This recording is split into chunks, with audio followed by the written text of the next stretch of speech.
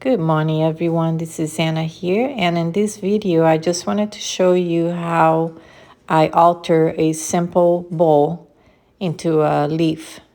This one I made is a tropical leaf. Sometimes I make a monstera, which is the leaf I like. And then I add a cute little frog like this one, usually one of those colorful frogs that I'm gonna paint using under glazes. This one will be a dark frog. Sometimes I make the red-eye tree frog. And I start with the basic shape, like you see here.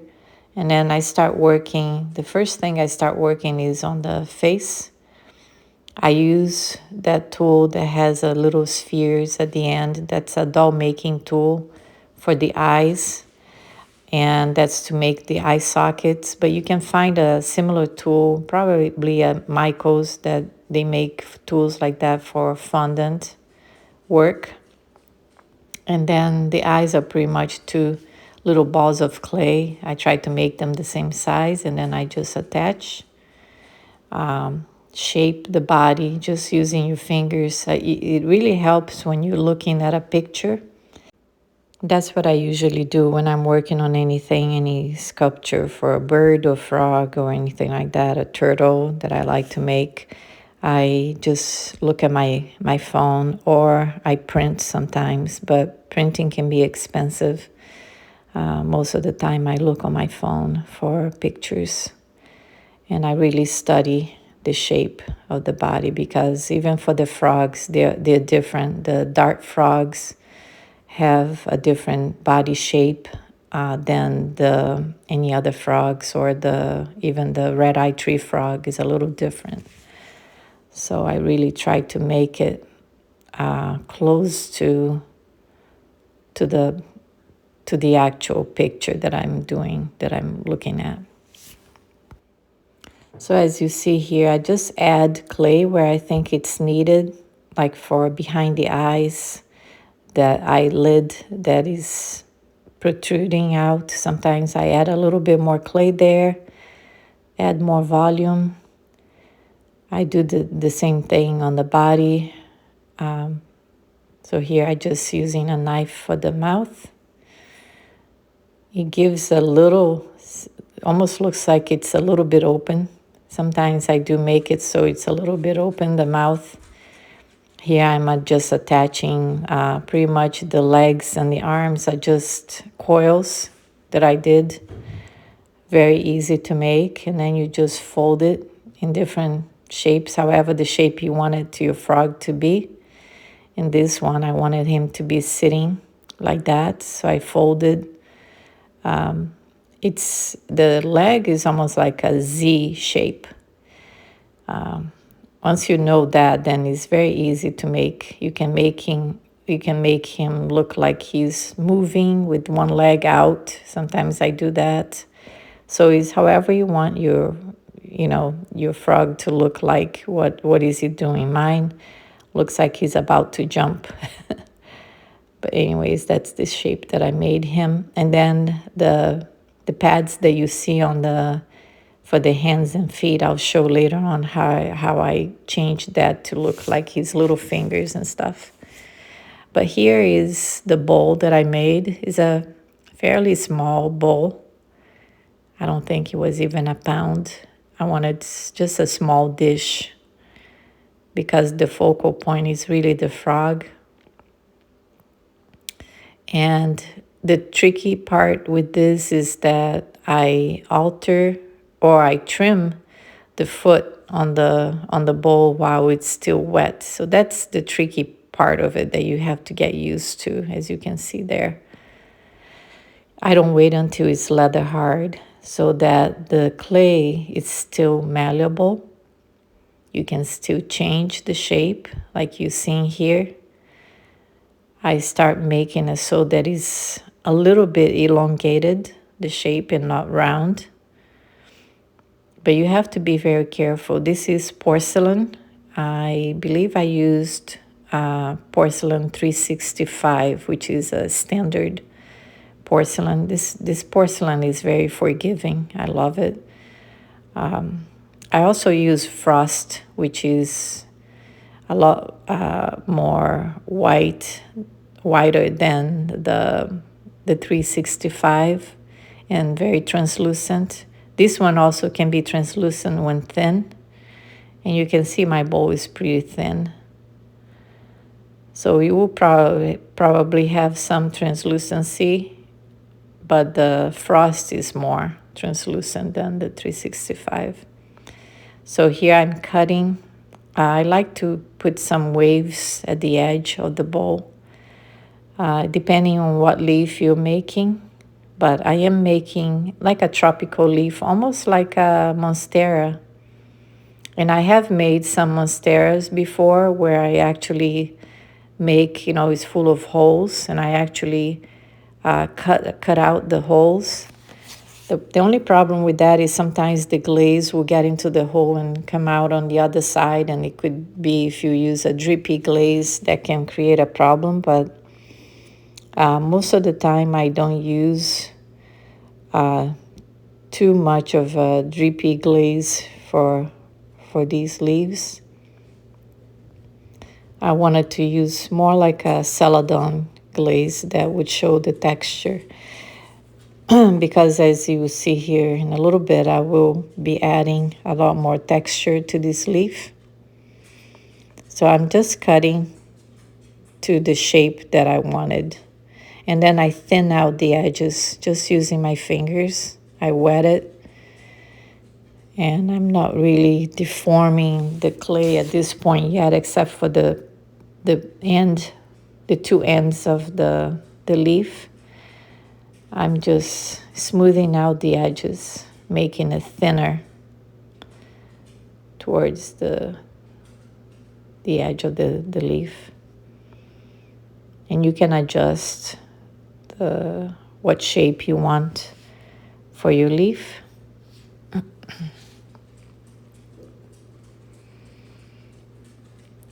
And if your leaf, it has to be at the right time to do the altering before leather hard. Although some people are successful doing it even at leather hard and adding more water and manipulating the clay, so you rehydrate the clay and it starts to be to move when you add water. But I don't like doing that way because there is a risk of cracking. And by me using it, doing this altering at this stage before leather hard, chances are you will not crack. There is still a chance that it could crack, but most of the time I've been successful doing it this way. But like I said, you can do it at leather hard. I've seen many people doing it that way, but there is a risk of cracking.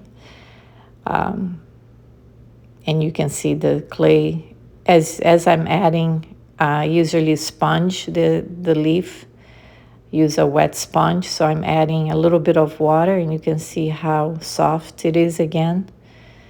And the more you handle the clay at this stage, the more it's going to start moving more and start getting more flexible. And the clay is very plastic, so you will be able to shape however you want it at this stage. But remember that the clay will be drying pretty fast. Like I am on my garage right now with my heater on, and I know that is making the clay dry quick. So you don't have much time, or you have to be using, a spray bottle with water. I'm spraying often, or using a sponge. Now here I'm just using a rubber tip tool to make my lines for the veins of the leaf. I made the middle one using the same thing. And then you see that because the clay is wet, it's a little bit messy. But you have time to clean that up later on. Now you could just make one line and be done with it with this rubber tip tool. I make two. And then I carve in between so that the vein is actually protruding out of the surface of the leaf. Or you can make it if you just make one line that makes it indented into the clay. I'm using one of my diamond core tools for relief carving. I use this tool a lot for other carvings that I do. But it also works great for this purpose. So as you can see, I made the 2 lines and then I'm carving in between to make the veins. And it still looks like a little in rough shape right now. I wait until it's a little drier to use a sponge and clean it up. Usually you do the carving, any carving would be much better to do it at leather hard or a little bit of drier state. But because of the purpose for this video, I wanted to show the entire process here of the leaf and the frog. So I am doing everything at once, but usually you do it in phases. You wait until it dries a little bit more so you can do the carving. And here is what I was telling you. I just use a wet sponge to go over and cleaning it up. I clean all the veins of the leaf. So what happens when you carve and it's not a leather hard, it sticks and it drags, so it makes like some, almost like a chattering mark. So it's not very suitable state for you to carve at that, when it's wet. But like I said, I did it here. It's just a little bit more work, but I did it mostly for the video. I would wait until it's a little bit drier. And here I'm doing like I said, you could just carve out the holes for the leaf.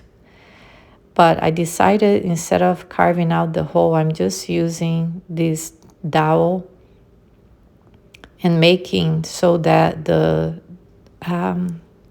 my glaze will pull into these little indents that will look like a hole, but it's not really a hole carved all the way through. So that's what I did. I decided to do. And here I attached the frog. Make sure you place the frog and it is in a position that you want before you do the scoring and slip to attach him.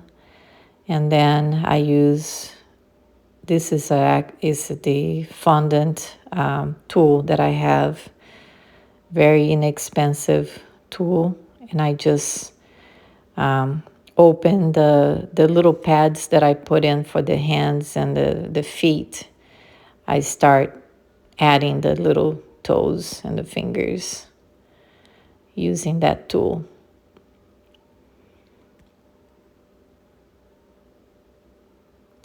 And I don't know if you noticed that I usually tend to twist the head of the frog's head a little bit so that it looks like he's looking up a little. You can't tell by looking at from this position, but I usually do that just to add some movement so he's not so stiff. He looks a little bit to the side as if he was looking at you. If you have the dish sitting,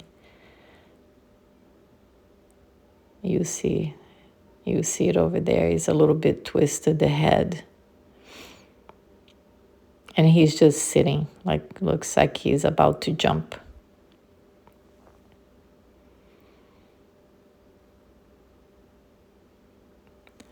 So I'm making some of the toes a little bit shorter and some are longer. Again, I looked at my reference picture and tried to make similar shapes to the picture.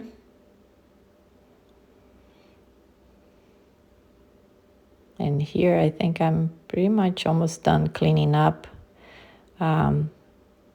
After I make all these shapes, it still looks like a little rough, and then I wait a little longer to dry, and then I go with the sponge and with a little a brush, like a soft bristle brush, to really get in between the toes and clean up any little pieces of clay that are left behind. It works really well.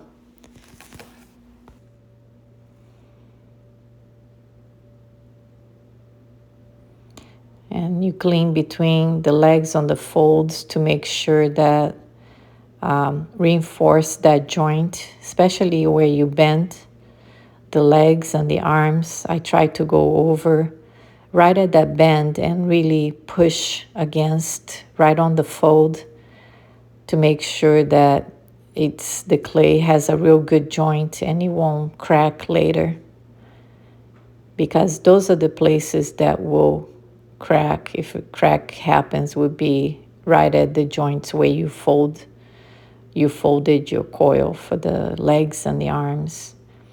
And once I'm done here and it's gonna dry slowly, wrapped in plastic, I do put a little piece of paper or something underneath the frog to support the weight of the frog, so it's not resting on its arms.